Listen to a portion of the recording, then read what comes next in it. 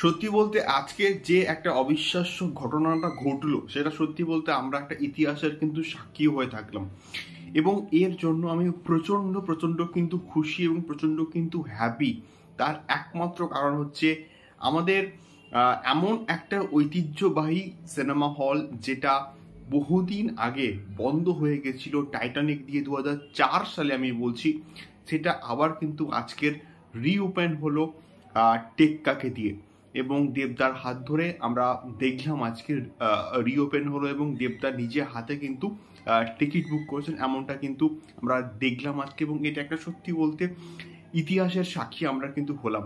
Hello guys, আমি Dipen, welcome back to my channel Deep exclusive. So এখন আমি এই ভিডিওর মধ্যে এমন একটা বিষয়কে নিয়ে কথা বলছি যে বিষয়টাকে নিয়ে কথা বলতে আমি প্রচণ্ড কিন্তু খুশি। তার কারণটা হচ্ছে আমাদের কলকাতাতে এইরকম বহু বহু সিনেমা হল, বহু বহু সিঙ্গেল স্ক্রিন আছে যেগুলো আস্তে আস্তে না বন্ধ হয়ে যাচ্ছে এবং সেগুলোর ঐতিহ্য এর আগে মানে আলাদাই লেভেলের কিন্তু ছিল, যেগুলো কিন্তু আস্তে আস্তে বন্ধ হয়ে যাচ্ছে এবং যার মধ্যে অন্যতম কিন্তু হচ্ছে গ্লোব সিনেমা।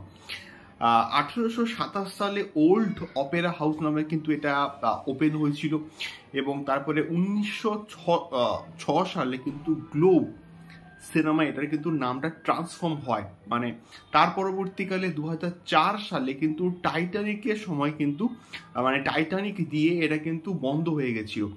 এইবারে এতদিন কিন্তু মোটামুটি এটা বন্ধ ছিল, এবারে 2024 সালে দেবদার টেক্কার হাত ধরে কিন্তু এটা আরও একবার রিওপেন হচ্ছে এবং দেবদা এবং সৃজিত মুখার্জি প্রত্যেকে কিন্তু আজকে উপস্থিত ছিলেন এবং শতদীপ সাহাও কিন্তু ওইখানে হচ্ছে উপস্থিত ছিলেন। আমরা দেখলাম, আমি লাইভটা দেখছিলাম এবং তারপরে সৃজিত মুখার্জি কিন্তু একটা পোস্ট করেন।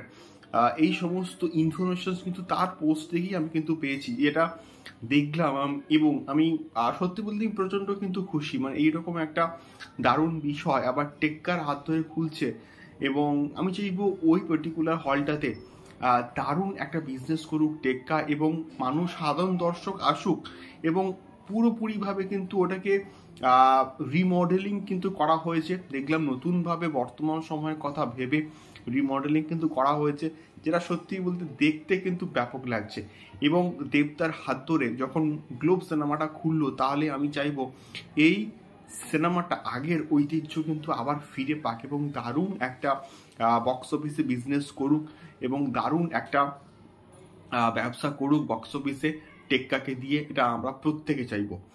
এইটুকু একটা ইনফরমেশন তোমাদের সঙ্গে শেয়ার করলাম। তোমাদের ফিডব্যাক কিন্তু জানিও কমেন্ট বক্সে কমেন্ট করে। তো দেখা হচ্ছে পরবর্তী ভিডিওতে। টাটা।